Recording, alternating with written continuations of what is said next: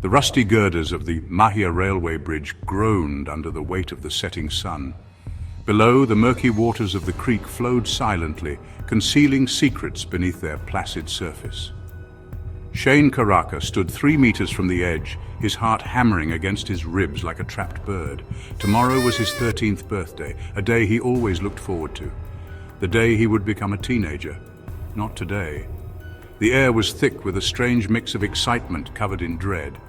Shayne brushed the sweat from his eyes and opened his hand. He looked at the straw in disbelief. "Oh, shit! The short one, why me?" he whispered. The bridge was a local rite of passage, a test of courage to the small township's youth. He inched back as the boys surrounded him, each shoving their face forward, almost touching his. "You're crapping your pants, aren't you? Look at him, he's scared shitless."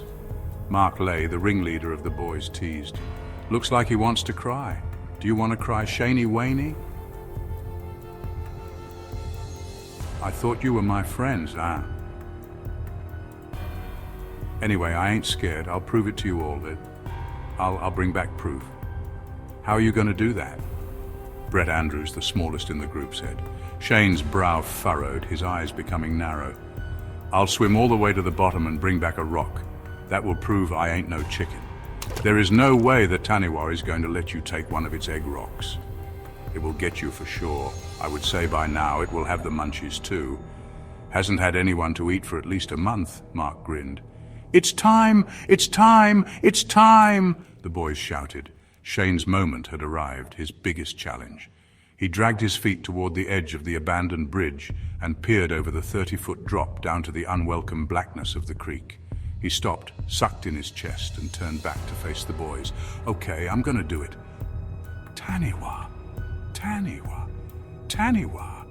Taniwha!" the boys screamed. Shayne ignored their taunts, content to look over the edge one last time. In a few moments, he would be taking the deepest breath of his life. As he stood there, building up his courage, all the stories of the creek came rushing into his head. One stood out. It was his mother's angry warning, telling him not to go near the creek. It is pure evil. There is a reason the local Maoris are wary of the creek. A violent and bloody battle had been fought there between the local Maoris and the British. Many warriors died on the banks of the river, leaving a curse on any who entered the water. Shayne's legs trembled as he remembered his mother's reaction when he asked her about Tapu. She snapped at him. "Who told you that word?" "Shocker Robinson," Shayne replied. "He said the 3 who went missing drowned." It wasn't so much the answer he got from his mother that frightened him. It was the look she gave him when she talked about the evil that created the Taniwha. "I don't care what he said. I won't tell you again. Stay away from there. That bloody place is evil. It is cursed." Her voice trailed off. Shayne dismissed the memories. All he could hear was the boys yelling as he stepped closer to the edge of the bridge. "Taniwha! Taniwha! Taniwha! Taniwha!" He wanted to refuse, to turn away and run back to the safety of his home. But the taunts and jeers of his friends, the fear of being labeled a coward, held him captive. He swallowed hard, closed his eyes, and dived off the bridge into the muddy brown water below. The world became a blur of rushing air and fading light. The wind screamed past his ears, a deafening roar that drowned all other sounds. He penetrated the surface like a bullet, with his eyes open so he could follow his descent towards the bottom. He denied the painful throbbing of his eardrums and the rapid beating of his heart. He knew this was a mission he could not fail. If he didn't come back with one of the Taniwha's eggs, his so-called friends would never let him live it down. Shayne's ears continued to pound as he descended deeper towards the murky bottom. The creek swallowed him whole, allowing the chasm to go on forever, pulling him down, down into the darkness. At that moment he felt that he was not alone. Something was there with him. It brushed past him. He began to panic, swallowing water. All he could think of was the Taniwha.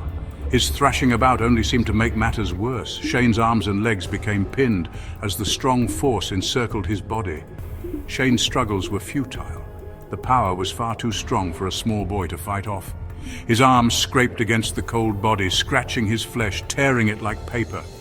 His legs became pinned, unable to move freely. Shayne realized, a little too late, what the pain of his death would do to his mother. right at the point where his remaining oxygen escaped his lungs.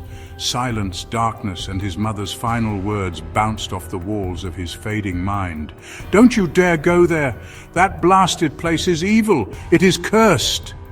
He had no explanation for the blinding light that crawled out of the black just before he passed out. By all reasoning, he should be dead. Perhaps he was. When Shayne opened his eyes, he was lying on the side of the creek bank. He sat up and coughed the river water from his mouth, suddenly aware of 3 familiar faces looking at him. "Flippin' heck, you did it! You got proof!" Mark Lay said in a proud voice. "We thought you were Taniwa Tucker for sure," Bobby Lonigan, the quieter of the boys, sniggered. "Had to be your guardian angel, stopped you from being fish food," another boy chimed in. "Hey, don't hold out on us, show us the egg rock," said Mark Lay, reaching towards Shayne's closed fist. Shayne opened his hand, revealing a peculiar object nestled in his palm.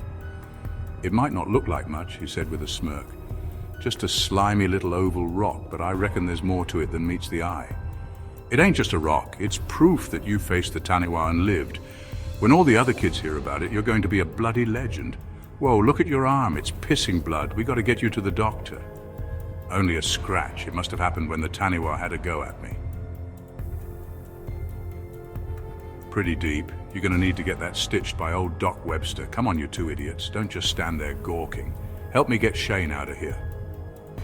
Bobby Lonigan put his arm under Shayne's shoulder. Shayne grew dizzy. Harsh reality hit him as he noticed a ghostly halo hovering over his neighborhood friend's head. Other than the egg, what else had come back with him? From that day on, boys from the area would try to challenge the Taniwa for another of its eggs. Some would escape with their lives. Some would be claimed by the dark evil hidden beneath the surface. One of them was Bobby.